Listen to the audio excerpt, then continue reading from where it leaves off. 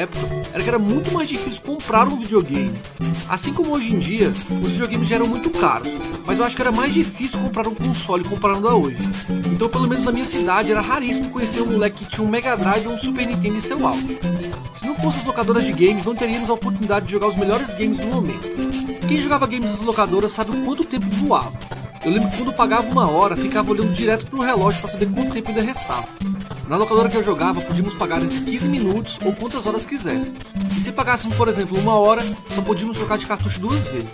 Então tínhamos que fazer uma boa escolha de um jogo, ou então jogar uma porcaria por um bom tempo.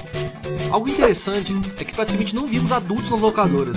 Eu mesmo não lembro de ver um adulto jogando videogames naquela época, o que é bem diferente de hoje em dia, pois acho que adultos jogam igual ou até mais do que muitos jovens. Se pararmos para pensar, acho que isso acontece porque quem era criança nos anos 80 e 90, hoje são adultos, e muitos continuam com o amor pelos games da mesma maneira.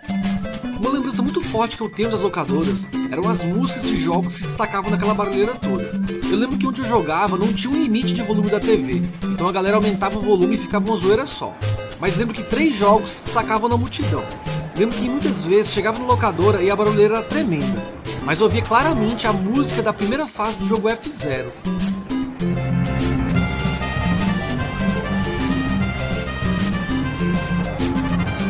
Outro que também se destacava bastante era o Top Gear.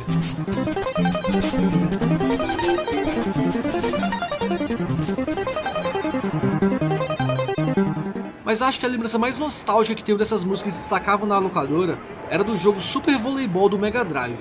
Nossa pessoal, quase toda vez que eu chegava na locadora tinha alguém jogando esse game e sua música destacava demais.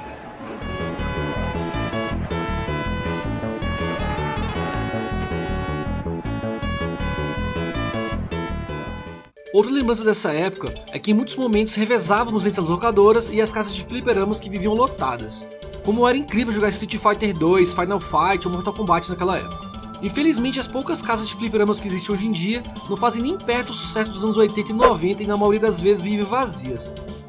Eu também acho bem triste chegar nas casas de jogos dos shoppings e ver que na verdade não existem mais fliperamas, mas sim videogames dentro das máquinas. E falando de locadoras de games, o que dizer de alugar jogos de videogames nos anos 90? Sexta-feira era sagrado, dia de alugar uma fita. Lembro que quando não tinha dinheiro, eu e meus amigos fazíamos uma vaquinha para alugar um cartucho de Master System e jogávamos o dia inteiro. Era realmente um grande prazer, ficar em frente às prateleiras, olhando aquelas caixas de jogos, para escolhermos qual iríamos alugar.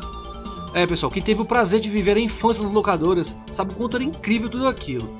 E para fazer esse vídeo eu também pensei o motivo das locadoras terem acabado, e eu vou dizer a minha opinião.